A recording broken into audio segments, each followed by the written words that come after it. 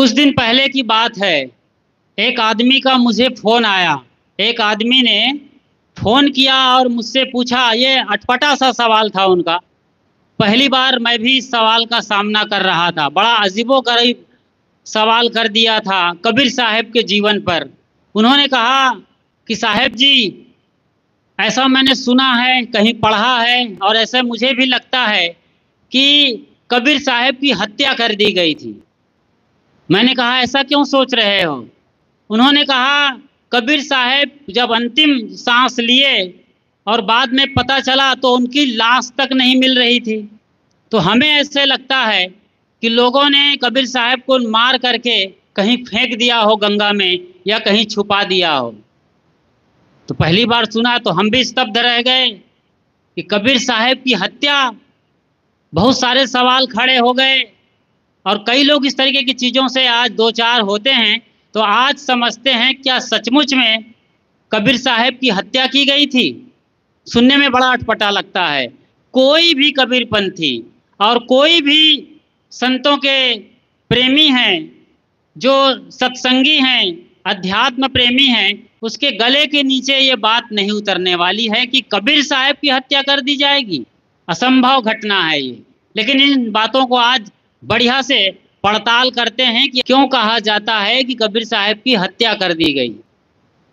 उस समय जब आज से कोई 600 बरस पहले, 627 बरस पहले पंडितों की नगरी और सनातन की राजधानी काशी में, जिसे आज वाराणसी और बनारस कहा जाता है, वहाँ साहब का आगमन हुआ था।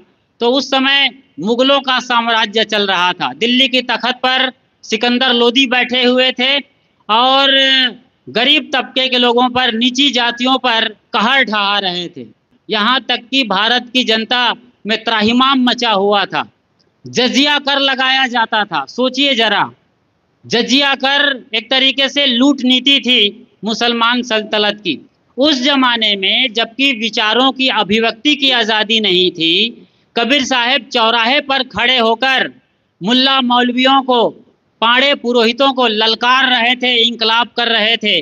क्योंकि कबीर साहब को मानवता के विरुद्ध और ढोंग, पाखंड, भ्रम, अंधविश्वास की सड़ी गली बातों से कोई लेना देना नहीं था, कोई सरोकार नहीं था। बल्कि सद्गुरु तो मानवता को शुद्धतम रूप में स्थापित करना चाहते थे, जहाँ पर धर्म, जाति और परंपरा के नाम पर कोई भेदभाव ना हो।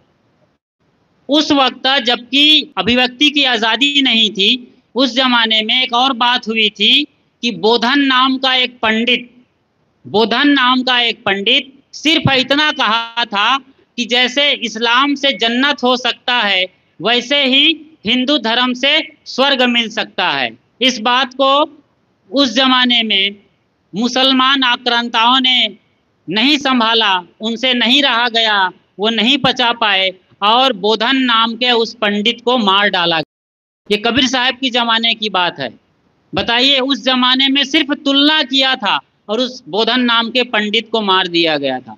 अभी इसी भारत में देखिए, 21वीं शताब्दी में कुछ महीने की पहले की घटना होगी, जब नुपुर शर्मा बीजेपी की प्रवक्ता रही हैं। उन्होंने कहा था मोहम्मद साहब के लिए, वो किसी टीवी डिबेट में भाग ले रही थी, तो मौलाना या मौलवी ने ये कह दिया था, खास तौर से शिवलिंग को लेकर अभद्र टिप्पणी कर दिया था। शिवलिंग, शिव के चिन्ह को लेकर से बहुत ही बेतुकी और अश्लील बात कह दिया था टीवी के अंदर बैठकर परिचर्चा में। तो नुपुर शर्मा की बारी आई तो उनसे रहा नहीं गया, क्योंकि उनके अपने भगवान की आलोचना हुई थी। तो आलोचना के विपरीत उन्होंने दूसरा आलोचना शुरू किया, समालोचना शुरू किया कि तुम्हारे यहाँ भी तो मोहम्मद साहब, जिन्हें आप प्रॉफेट कहते हैं, पैगंबर कहते हैं, उन्होंने 6 बरस की आयशा से निकाह किया, मतलब 6 बरस की मासूम लड़की आयशा से शादी किया और 9 बरस में उसके साथ वैवाहिक संबंध बनाया था, जो नाजायज़ है। आज के दौर में गैर कानूनी है। नाबालिग किसी भी लड़की से संबंध बनाना, फांसी के फंदे पर झूलने के लिए तैयार होना है। इतनी बात जब उन्होंने बोला था पैगंबर हजरत के लिए, तो पूरी दुनिया में आग लग गई थी और बाकी 58 देशों में एकदम कोहराम मच गया था, हो हल्ला शुरू हो गया था।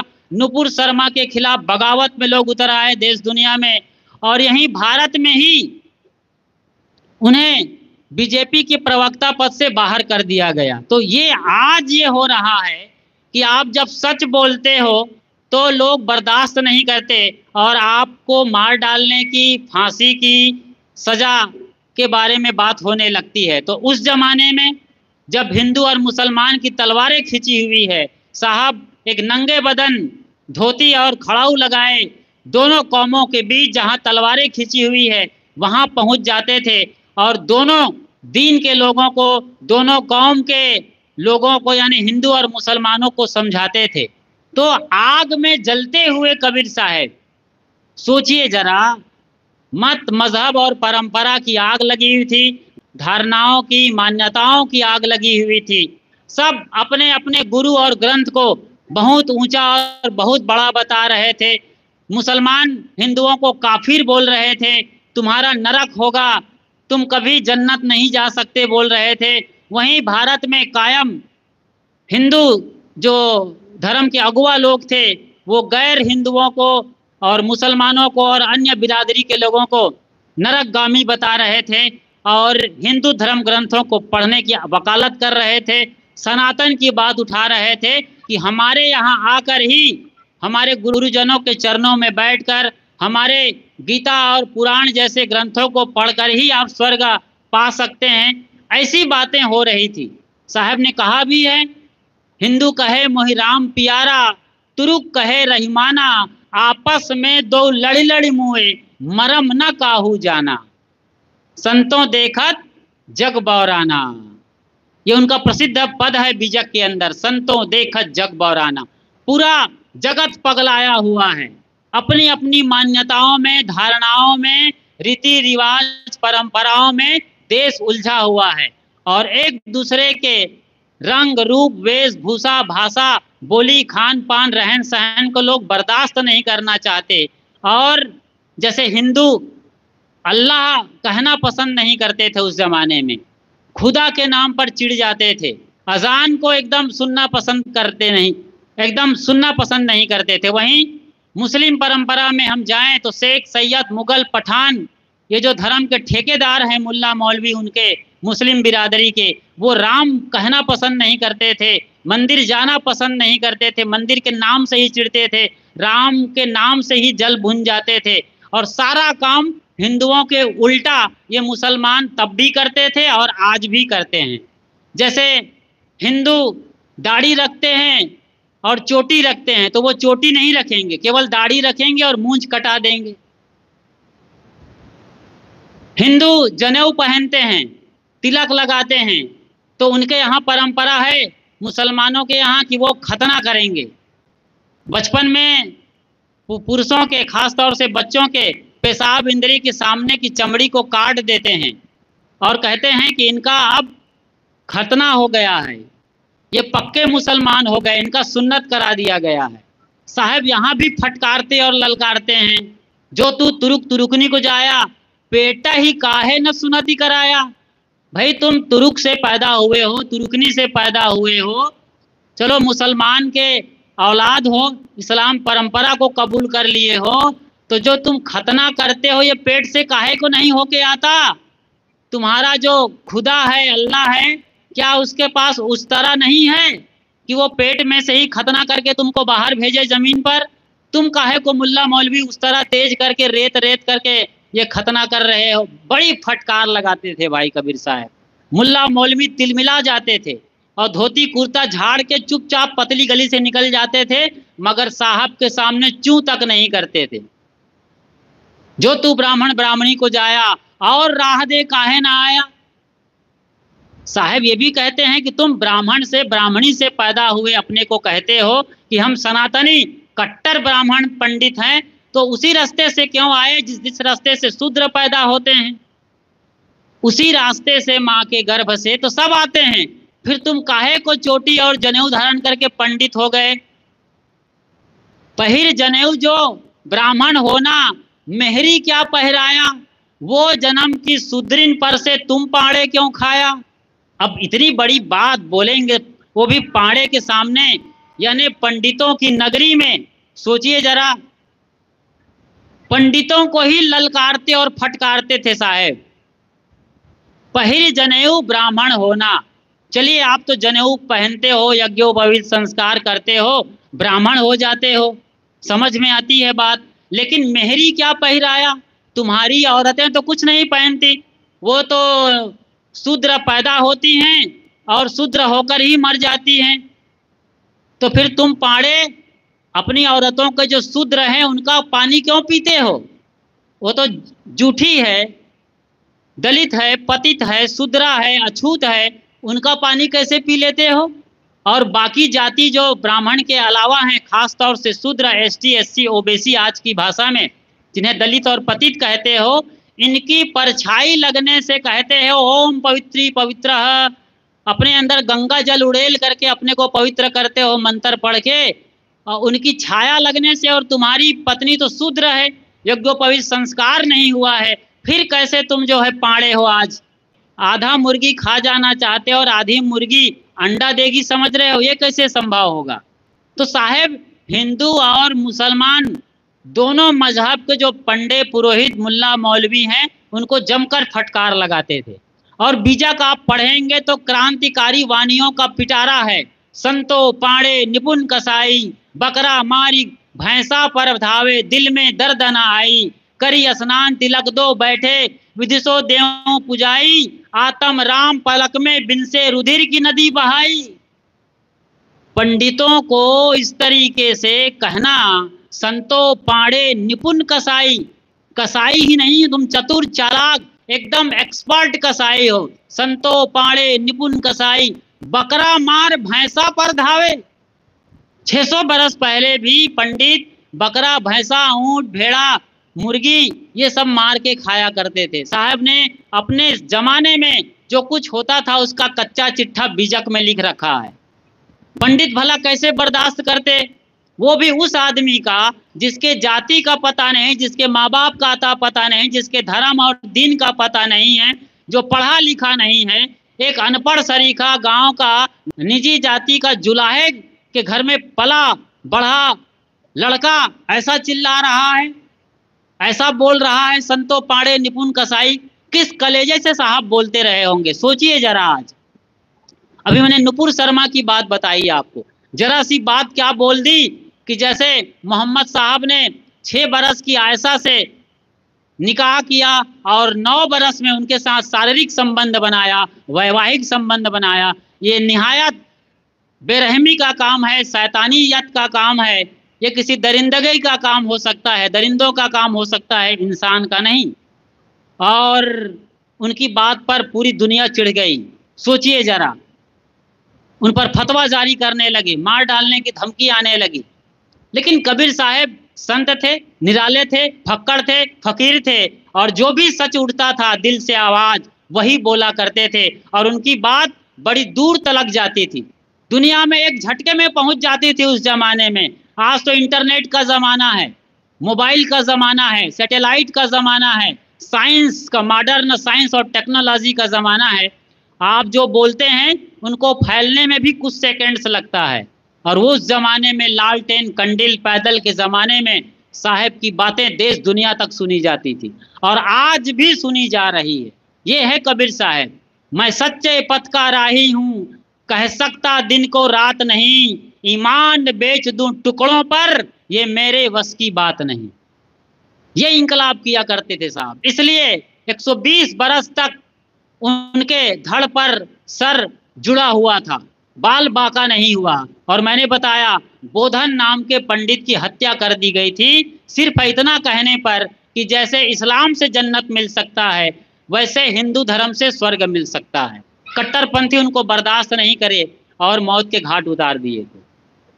सोचो जरा, इसीलिए वो आदमी हमसे पूछ रहा था कि साहब जी हमें लगता है कि कबीर साहब की हत्या कर दी गई थी। मैंने कहा क्यों? क्योंकि उनकी लाश नहीं मिली। ये ठीक वैसे ही बात है जैसे हमारे देश के महान क्रांतिवीर और युवा राजनेता, महान क्रांतिकारी भगत सिंह जिनको फांसी होनी थी, उसके एक दिन पहले ही अंग्रेजों ने उनको मार डाला था। फांसी की तारीख मेरे ख्याल से 31 मार्च को मुकर्रर की गई थी और उसके पहले ही उनकी हत्या करके उधर रावी या चिनाब नदी के किनारे भगत सिंह, खुदीराम बोस और उनके एक और साथी राजगुरु को नदी किनारे मार डाला गया था और जला दिया गया था या बोरे में भरकर लाश बहा दिया गया था। क्योंकि सत्य को बर्दाश्त करने वाले आज नहीं है लोग। सत्य इतना कड़वा होता है कि आपके आर पार निकल जाता है। सत्य को बर्दाश्त करना किसी सूरवीर का काम है, कायरों का नहीं। सत्य को समझने, सुनने और जानने के लिए बहुत बड़ा कलेजा चाहिए। मंसूर ने अनलहक कहा था आज से कोई 2000 साल पहले और उनको सूली पर टांग दिया गया था। मंसूर एक मुसलमान फकीर था जिन्होंने कहा था अनलहक यानी अहम ब्रह्मास्मि, मैं भगवान हूं कहा था। क्यों? कि मैं अपने आप को जानता हूं। उस समय के कट्टर मुसलमानों ने उन्हें बर्दाश्त नहीं किया। उनके हाथ और पैर काट दिए गए और उनकी आंखों में गरम सलाखें डाल दी गई, गरम राड को डाल दिया गया आंखों में। सोचिए, हाथ पैर काट दिए गए, ऐसी सजाएं दी जाती थी उस वक्त। और उसको नग्न करके एक नुकीले भाले पर बैठा दिया गया। वो पूरा भाला चिरते हुए ऊपर निकल गया। सोचिए जरा कैसी सजाएं मिलती थी, कैसी सजा दी जाती थी उस जमाने में। सुकरात 2500 साल पहले एथेंस नगरी का और दुनिया का बहुत बड़ा दार्शनिक था, बहुत बड़े संत हो गए हैं सुकरात। उन्होंने कहा मैं सत्य को जानता हूं और सत्य को दुनिया में बांटता हूं। ये बात उस वक्त के जो वहां पर पारसी लोग रहे, पर्सियन लोग रहे, यूनानी लोग रहे, धर्म के ठेकेदार लोग रहे, बर्दाश्त नहीं किए और उनको जहर का प्याला दिया गया। सुकरात सिर्फ इतना ही कह रहा था कि मैंने सत्य को जाना है और सत्य को मैं बांटता हूं, इसके अलावा मेरा कोई काम नहीं है। लोग कह रहे थे कि तुम सत्य मत बांटो, झूठ बोलो, झूठ का प्रचार करो, और उस आदमी को जहर का प्याला दिया गया। ठीक वैसे ही जैसे ही अभी कुछ 100 बरस पहले मीरा को जहर का प्याला दिया गया था। मेवाड़ के राजा से ब्याही गई थी, पायो जी मैंने राम रतन धन पायो। इतनी बड़ी क्रांति की बात करने वाली मीराबाई को जहर का प्याला दिया गया था।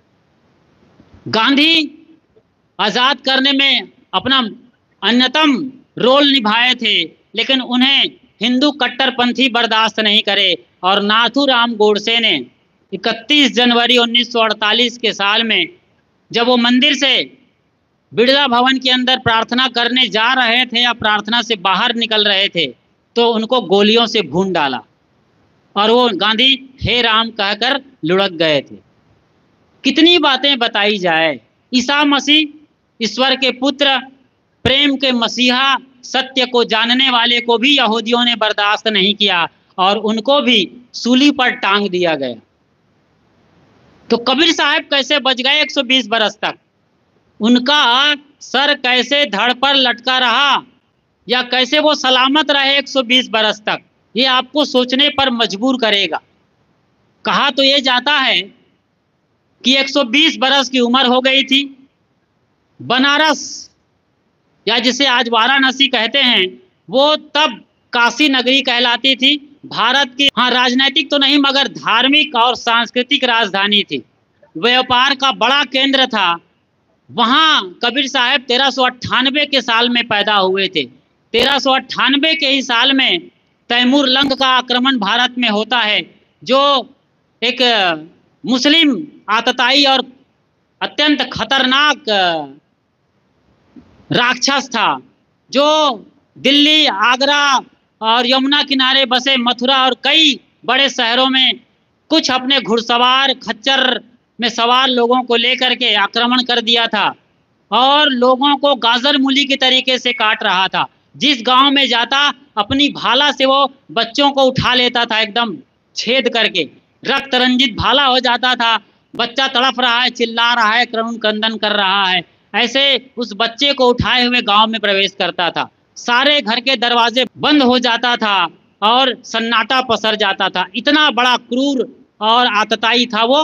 तैमूरलंग जिस बरस आए थे इस भारत में, उसी बरस ऐसे ही आतताइयों से, आक्रांताओं से निजात दिलाने के लिए, धर्म के ठेकेदारों के चंगुल से भारत माता को मुक्त करने के लिए सदगुरु का आगमन हुआ था, जिन्हें पारक सिद्धांत कबीर साहब की जयंती कहता है, जो कि आज और कल मनाया जा रहा है पूरे देश में।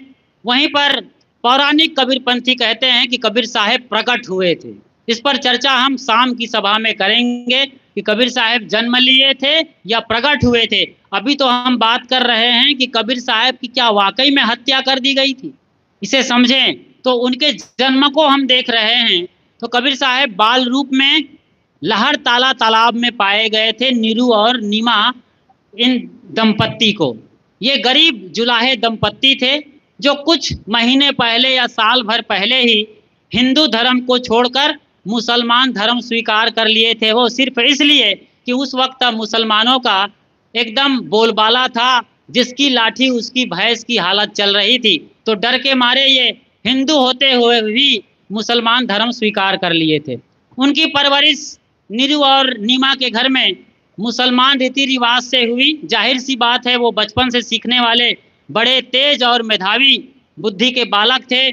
परवरिश होती रही और काशी में जो धर्म की नगरी कही जाती है, शिव की नगरी कही जाती है, जहाँ शैव शाक्त तमाम नागा सन्यासी, अन्य मत मजहब और परंपरा के अखाड़े थे। मुसलमानों की भी वहाँ पर मंदिरें, मीनारें और मस्जिदें थी।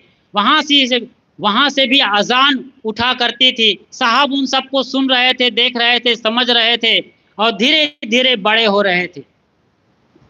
और बाद में समझे कि पूरा आडंबर से भारत जनता पिस रही है। ढोंग ढकोसले, कर्मकांड, पाखंड, छू मंतर, चमत्कार का ऐसा बोलबाला था कि जनता उस पर जकड़ी हुई थी और धर्म के ठेकेदार उन्हें अपने आगोश में लिए हुए जबरदस्ती कोई इस्लाम को कबूल करने के लिए बोल रहा था, कोई हिंदू धर्म को और कट्टरता से पालन करने के लिए बोल रहा था। तो ये घमासान चल रहा था, लोगों को आज़ादी से जीने का हक नहीं था। सब कुछ जो है दूसरों के इशारे पर हो रहा था। नीची जाति के लोगों पर जजिया कर लगाया जा रहा था तत्कालीन सत्ता द्वारा, सिकंदर लोदी द्वारा, और उनके गुरु शेख तकी भारत की जनता को मुसलमान बनाने के लिए तुले हुए थे। कबीर साहब को भी मुसलमान हो जाने के लिए तमाम षड्यंत्र करते रहे, क्योंकि शेख तकी को मालूम था कि इनकी परवरिश मुसलमान खानदान में हुआ है, मुसलमानों के यहाँ, नीरू नीमा के यहाँ पला है, इनको सब मालूम है। तो ये हिंदू परंपरा में भी जीता है, हिंदू में मंदिरों में जाता है, हिंदू अखाड़ों में जाता है, स्वामी रामानंद के दरबार में भी कबीर पहुंच जाते हैं और वहाँ भी वो राम राम करते हैं, क्योंकि कबीर का राम तो कुछ और था। राम रमेते कुकरी के पूता, जहाँ एक और रामानंद स्वामी दशरथ नंदन श्री राम को अपना सर्वस्व मान रहे थे, वहीं कबीर साहब का राम घट घट निवासी राम था। दिल माँ खोज दिलही माँ खोजो, यह करीमा रामा। दिल में खोजो, हृदय में खोजो, यहाँ खोजो जहाँ धक धक हो रहा है, यहीं करीम और राम बैठे हैं। करीम मतलब अल्लाह, खुदा, और राम मतलब बैठने वाला, दिल में निवास करने वाला ईश्वर और परमात्मा। तो लगातार दोनों कौम को साहब अपनी बातों से समझा रहे थे और धार्मिक कट्टरता को खत्म कर रहे थे। वो सिर्फ इसलिए कर रहे थे क्योंकि कबीर खड़ा बाजार में सबकी मांगे खैर, ना काहू से दोस्ती ना काहू से बैर, कबीरा ना काहू से बैर। उनका अपना कोई नहीं है, कोई दुश्मन नहीं है, सबका खैरियत मना रहे थे, सबकी खैरियत मांग रहे थे साहब, सबका भला चाहते थे। उनके लिए ना अपना था ना कोई पराया था। स्वयं अपने लिए भी साहब कहते हैं, हिंदू कहो तो मैं हूं नहीं, हिंदू कहो तो मैं हूं नहीं, मुसलमान भी नहीं, और पांच तत्व के भीतरे गैबी खेले माही। ये जो पंच तत्व का शरीर है, मिट्टी, पानी, आग, हवा, क्षितिजल पावक गगन समीरा, पंचरचित अधम शरीरा। एक गोस्वामी तुलसीदास जी महाराज रामायण में कहते हैं कि मिट्टी पानी आग हवा से शरीर बना है। साहेब इसी शरीर की बात करते हैं कि इस शरीर में तो मैं हूँ, पंच भौतिक तत्वों के शरीर में तो हूँ, लेकिन इस शरीर से परे मैं हूँ, उस गैबी में, उस शून्य में मैं रहता हूँ। शरीर में हूँ लेकिन शरीर मैं नहीं हूँ। शरीर से ही कोई हिंदू है, कोई मुसलमान है। दाढ़ी और चोटी रख लेते हो तो आप हिंदू हो, भगवा वस्त्र धारण कर लेते हो और तिलक लगाते हो तो आप हिंदू हो।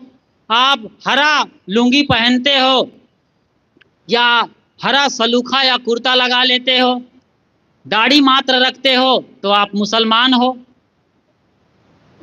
यही सुन्नति करा लेते हो और चांद वाला झंडा फहरा देते हो तो आप मुसलमान हो। दूसरी तरफ भगवा झंडा फहराते हो, बजरंग बली या शिव का चिन्ह झंडे पर होता है तो आप फिर हिंदू हो, सनातनी हो। ये सब चीजें साहब बड़ी बारीकी से देख रहे थे और दोनों कौम को जमकर फटकारते थे। प्रेम भी करते थे, प्यार भी करते थे। प्रेम गली अति सांकरी, जामे दो न समाए। साहब ने ये भी कहा है, जब मैं था तब हरि नहीं, अब हरि है मैं नाही। प्रेम गली अति सांकरी, जामे दो न समाही। कबीरा जामे दो न समाही। तो ये कितना बढ़िया प्रेम का फुहार है। पोथी पढ़ पढ़ जगमुआ, पंडित भया न कोय। ढाई आखर प्रेम का, पढ़े सो पंडित होए। क्यों नहीं पंडित हुआ जाए जब प्रेम पढ़ लिया जाए। प्रेम में जीने वाला, प्रेम को पढ़ने वाला, प्रेम को बांटने वाला, वही जिसके कलेजे में प्रेम भरा हुआ है, जिसके रोम रोम से प्रेम झर रहा है, जिसके सांस सांस में प्रेम समाया हुआ है, उससे बड़ा कोई पंडित नहीं है। पोथी बाँचने वाला और किताबी कीड़ा को साहब पंडित नहीं कहते हैं। प्रेम में जियो। तो प्रेम का फुहार है लेकिन क्रांति की आग है। प्रेम की फाग मगर क्रांति की आग समाई हुई है, एकदम जलता हुआ मार्तंड है साहब, ज्वाजल्यमान मार्तंड। उनकी वाणी में धर्म के नाम पर कूड़े कचरे का कोई स्थान नहीं है। सब जलकर खाक हो जाने वाला है, स्वाहा कर देने वाला है। ऐसे क्रांतिवीर, महान मानवतावादी, संत सम्राट, संत शिरोमणि सदगुरु कबीर साहेब का कोई बाल बांका नहीं कर सका। 120 बरस तक साहब इंकलाब करते रहे और आखिरी में जबरदस्त इंकलाब किए थे। जिंदगी भर तो देश विदेश से हाँ फिरा, गांव गांव की खोरी। ऐसा चेहरा कोई ना मिला जो लेवे फटक पछोरी। साहब कहते हैं कि मैंने गांव गांव घूमा, गली गली घूमा, गांव गांव की खोरी। खोरी मतलब जानते हो खोर किसको कहते हैं? छत्तीसगढ़ आप गए होंगे तो वहाँ खोर मतलब गली होती है। खोरी या खोर, गांव में गली को खोर कहा जाता है। तो साहब की एक और बड़ी विशेषता रही है कि जिस इलाके में जाते थे, जिस प्रांत में जाते थे, जिन लोगों के बीच में जाते थे, साहब उनकी बोली भाषा सीखते थे और उनको अपनी वाणियों में इस्तेमाल किया करते। गुजरात गए तो गुजराती भी बोलते थे साहब।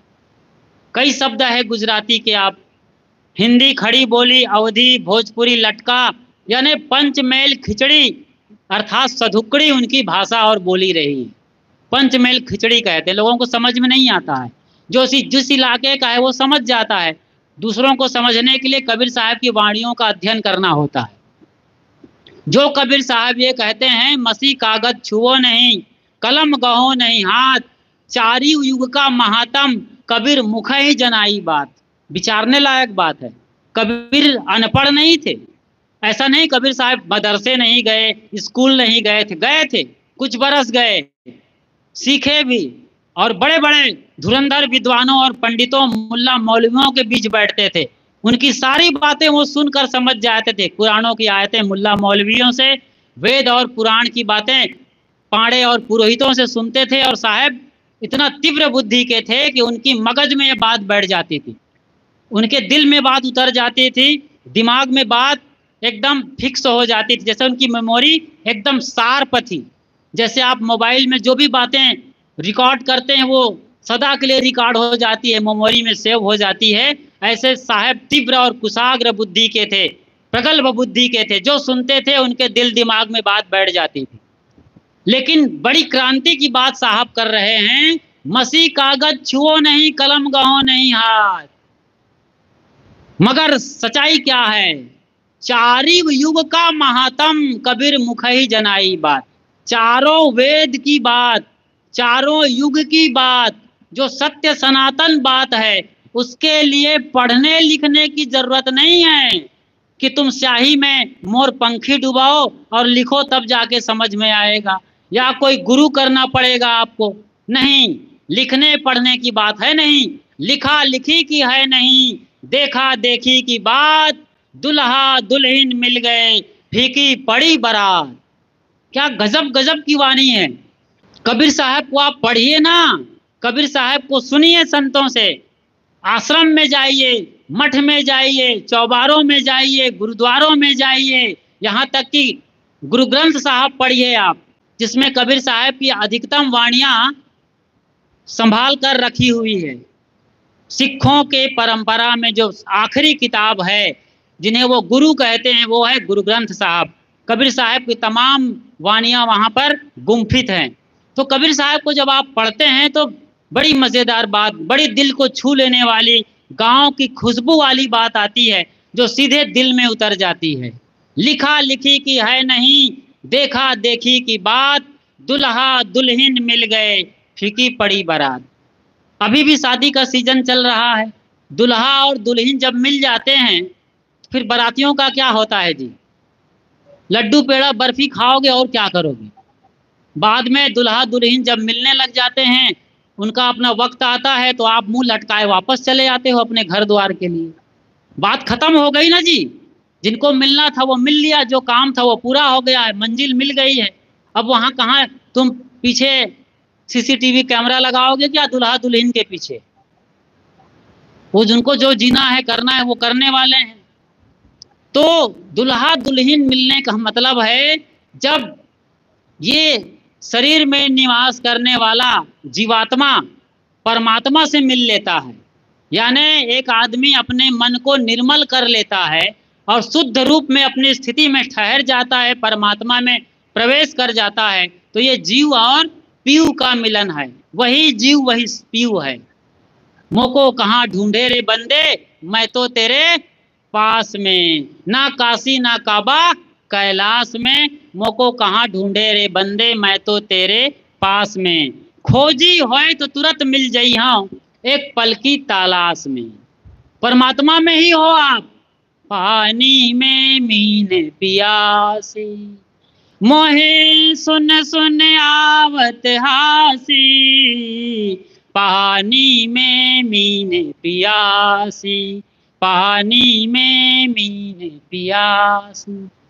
पानी में मछली प्यासी हो, आश्चर्य की बात है, आज तक कोई मछली प्यासी नहीं मरी है पानी के अंदर। पानी से बाहर निकालते हैं मछुआरे, मछली पकड़ने वाले मांसाहारी लोग, तब जाके मछली मरती है, वरना बेमौत मछली आज तक नहीं मरी है। अपनी मौत से बड़े मजे से पानी के अंदर मरती है। हम मछुआरे हैं और हम ही मछली हैं जो परमात्मा रूपी पानी से दूर चले गए हैं। सच्चाई से, अध्यात्म से, दिल की आवाज से हम दूर चले गए हैं। झूठ हिंसा फरेब में जी रहे हैं। काम क्रोध लोभ में हम चले जाते हैं और काम क्रोध लोभ मद माया मत्सर की बंसी में हम फंस जाते हैं और काल के गाल में चले जाते हैं। तो इतनी बड़ी क्रांति की जो बात करते हो, मानवीय एकता की बात करते हैं, भला उस आदमी को लोग कैसे मार लेंगे। इतनी बड़ी ताकत कहाँ आ जाएगी। कबीर साहब अकेले भी नहीं थे तो अपने साथ परमात्मा के साथ थे, परमपिता के साथ थे। स्वयं अपने को जानकर अपनी आत्मा में ठहम कर, अपनी आत्मा में ठहर कर स्वयं परमेश्वर रूप हो गए थे। स्वयं वो भगवत स्वरूप थे, स्वयं को जानने वाले परमात्मा थे। ऐसा नहीं कि वो धरती फोड़ कर आए गए थे या कमल फूल पर प्रकट हो गए थे इसलिए परमात्मा है, या 52 कसनियों से बाहर निकल गए इसलिए परमेश्वर हैं, या वो रामपाली बताते हैं कि उन्होंने पूरी सृष्टि की रचना की है इसलिए परमेश्वर है। नहीं नहीं, ये सब लफबाजी है, लफबाजी है, गप्पबाजी है, महिमा के वचन हैं, बेतर्क और बिना सिर पैर की उल जुलूल बातें हैं, बेतुकी बातें हैं। इसका साइंस से, विज्ञान से, कारण कार्य व्यवस्था से दूर दूर तक कोई संबंध नहीं है।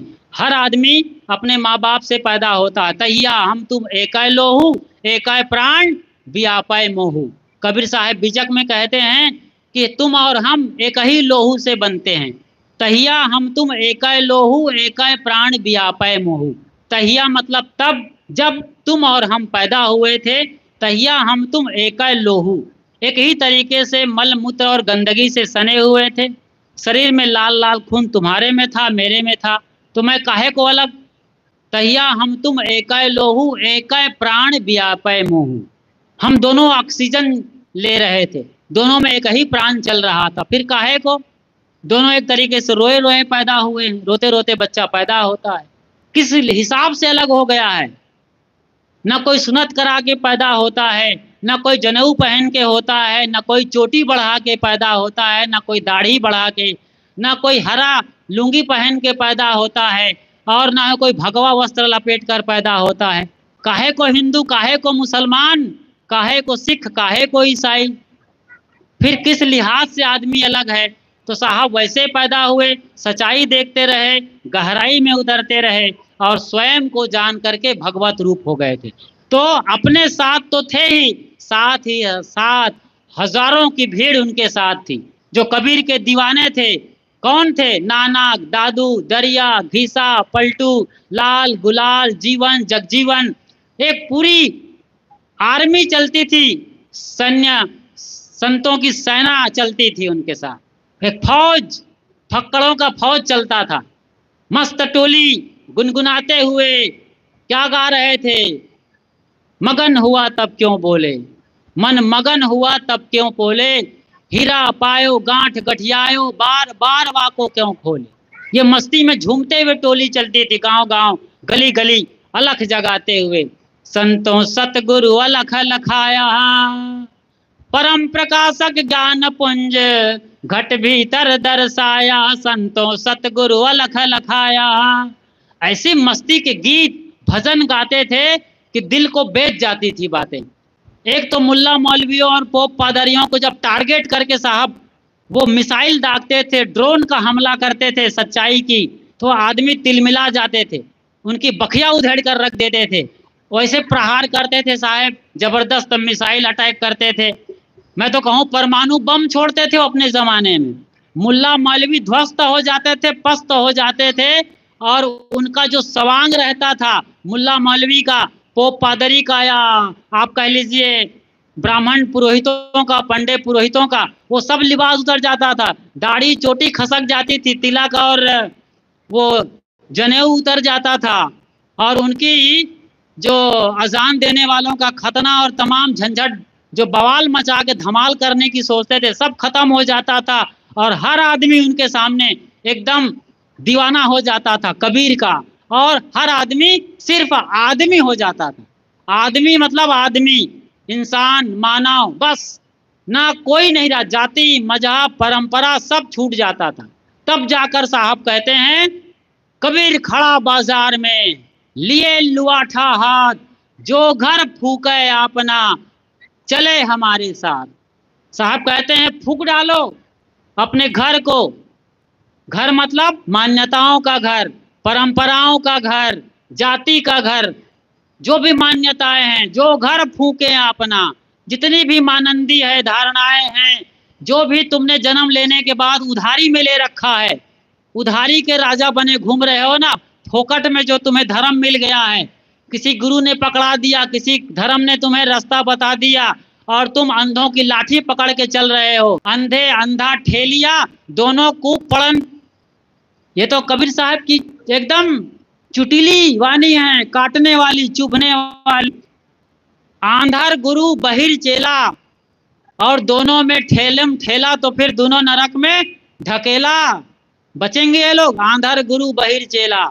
साहब की वाणी को पढ़िए आप, जो बीजक में है, ग्रंथावली में है, दोहावली में है, कबीर साखी ग्रंथ में है, और पौराणिकों के जो अनुराग सागर है, मंसूर है, कबीर मंसूर है, और कबीर के नाम पर और भी जो वाणियाँ हैं खिचड़ी जैसी, उनमें भी पढ़ेंगे तो कुछ अच्छे अच्छे क्रांतिकारियाँ वाणियाँ मिलेंगे। लेकिन बीजक, ये पढ़ने लायक बात है, बीजक जरूर पढ़िए। सदगुरु कबीर साहब की वाणी पर, बीजक पर, कबीर पारक संस्थान प्रयागराज के शिखर पुरुष, अध्यात्म के मसीहा मेरे गुरुदेव सदगुरु अभिलाष साहब ने 2 खंडों में बीजक व्याख्या लिखी है, उसे पढ़ना चाहिए। और कबीर दर्शन पढ़ना चाहिए, जो बहुत जबरदस्त किताब है, पूरी दुनिया में सबसे ज्यादा बिकने वाली बेस्ट सेलर किताब कबीर दर्शन। बाकी जो 9 दर्शन है, मीमांसा और जैन दर्शन है, सांख्य दर्शन है, योग दर्शन है, न्याय दर्शन है, वैशेषिक दर्शन है, इनके साथ गुरुदेव सदगुरु अभिलाष साहब ने कबीर दर्शन की तुलना की है, पढ़ना चाहिए।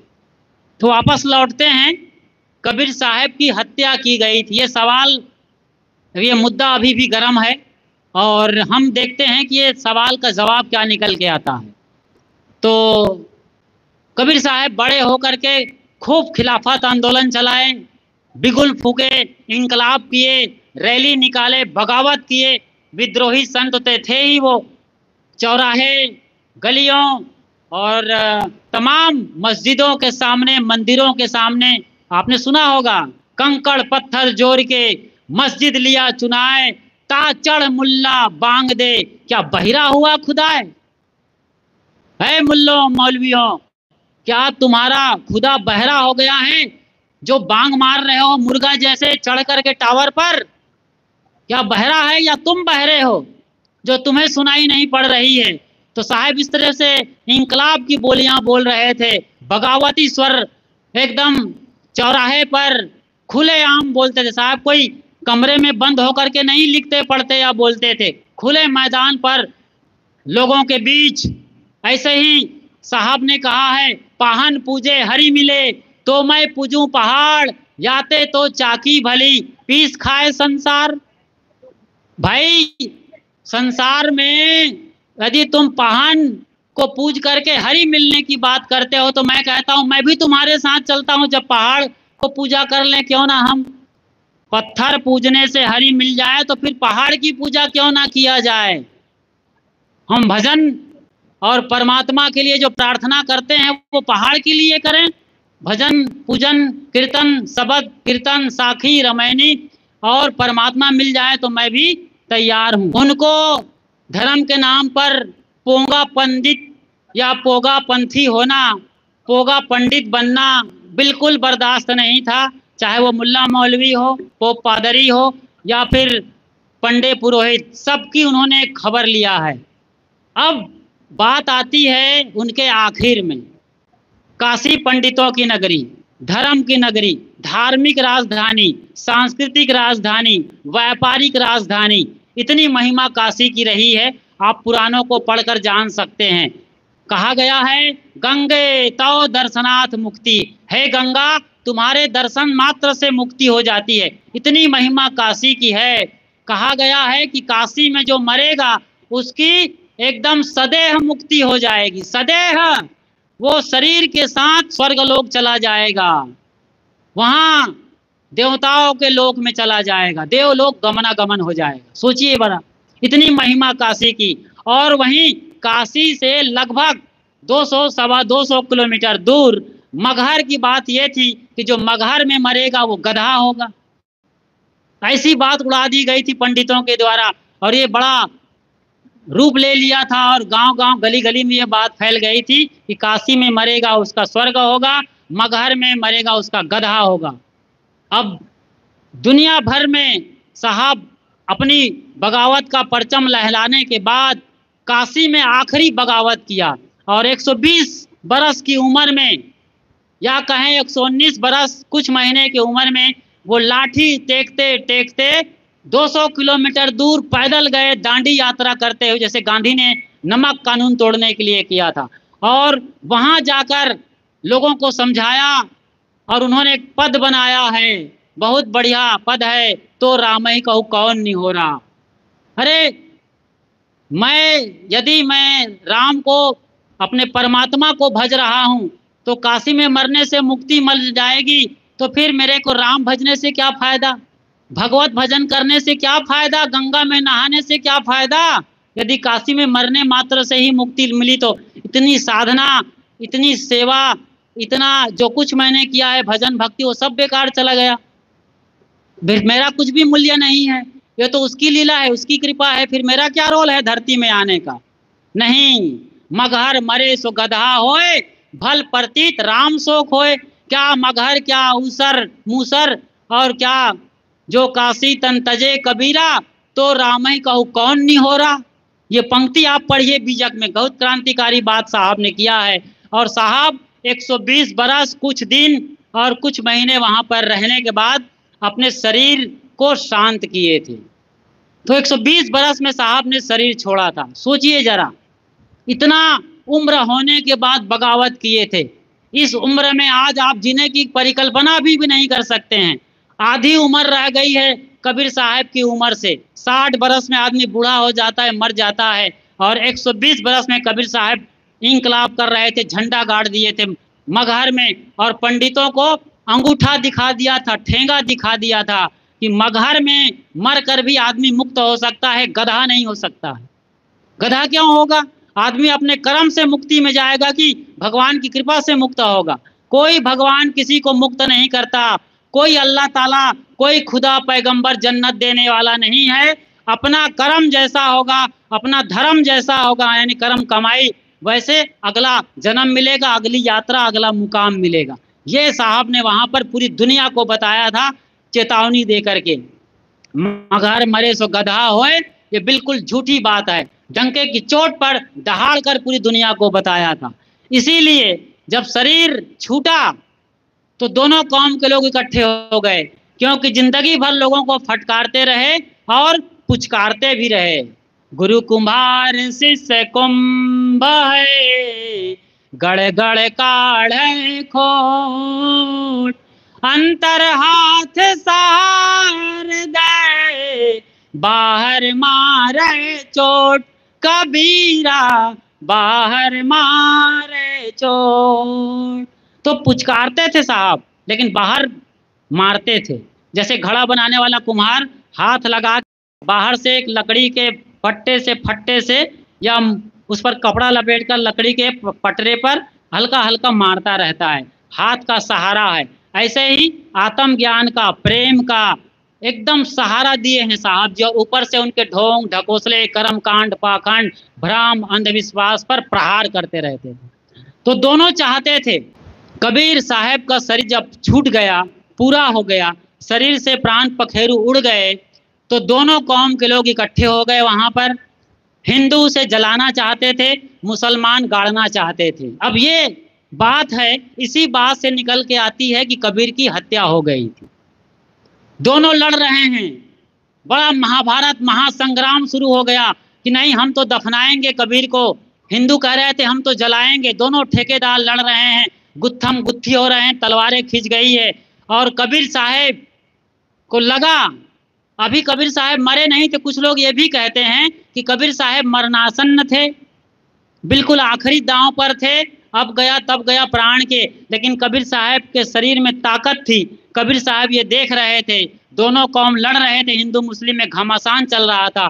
कहा यह जाता है कि कबीर साहब लाठी टेकते टेकते पतली गली से, पिछवाड़े से निकल गए मगहर से, और बड़ी दूर चले गए।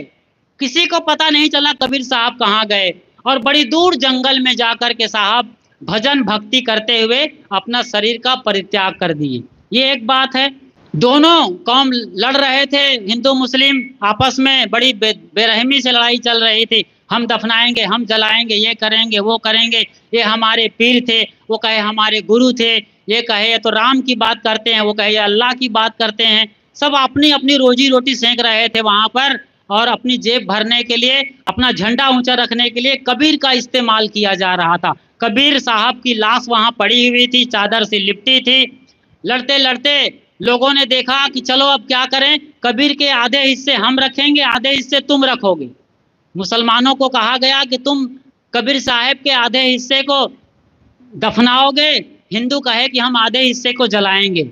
कमर का ऊपर हमारा, हिंदू कह रहे थे, क्योंकि पूरब दिशा हरि को बासा, पश्चिम अल्लाह मुकामा, कबीर साहब ने बीजक में कहा है, पूरब दिशा हरि को बासा, पश्चिम अल्लाह मुकामा, दिल मा खोज दिलई मा खोजो, यह करीमा रामा। ये दोनों ने नहीं सुना, बहुत कम लोगों ने सुन पाया। दोनों हिंदू मुसलमान ये नहीं सुन पाए, नहीं समझ पाए कि दिल मा खोज दिलई मा खोजो, करीम और राम यहाँ बसते हैं। लेकिन लोग अनुयायी तो अंधे होते हैं। जब आदमी मसीहा जलता हुआ मसाल हो तो उस रोशनी, उस मसाल को नहीं देखते हैं। जब वो मर जाता है मसीहा तो उसकी लाश की राख पर ये राजनीति करते हैं, और वही राजनीति यहाँ चल रही थी उसकी लाश पर कि आधा तुम लो आधा हम ले। तो कमर के हिस्से के ऊपर वाला हिस्सा ये चाहते थे हिंदू हम इसको जलाएंगे और नीचे कमर का सारा हिस्सा उनको देंगे और तुम इसको दफनाओगे। और कहते हैं कि जब चादर हटाई गई तो वहाँ पर फूल मिले।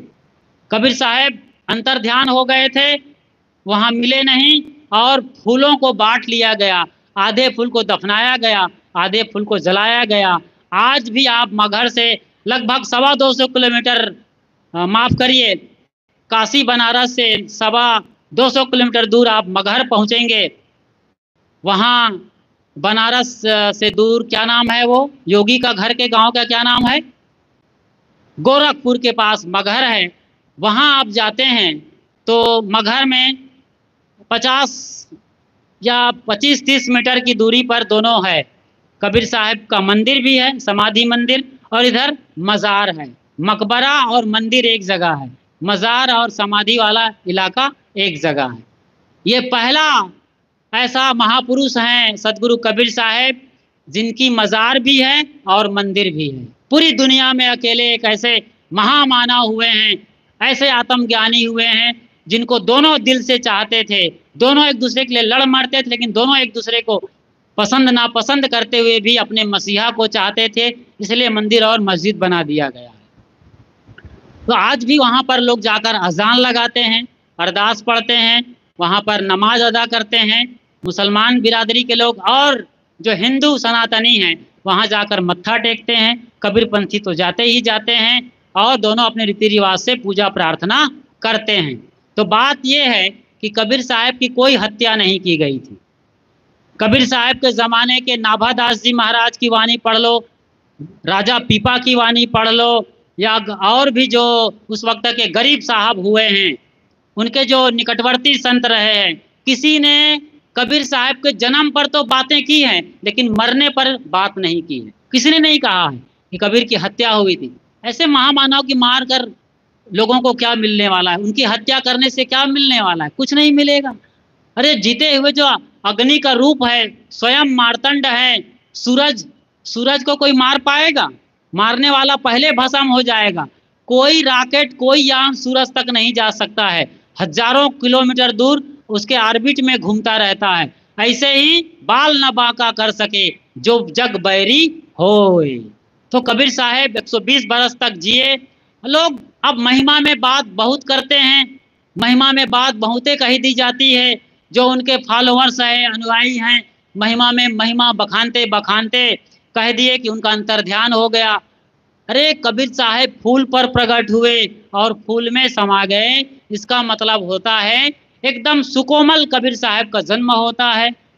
लबालब भरे हुए हैं सुगंधी से, आत्मज्ञान से, खुशबू से कबीर साहब, उनके अंदर सब प्रकट होने ही वाला है।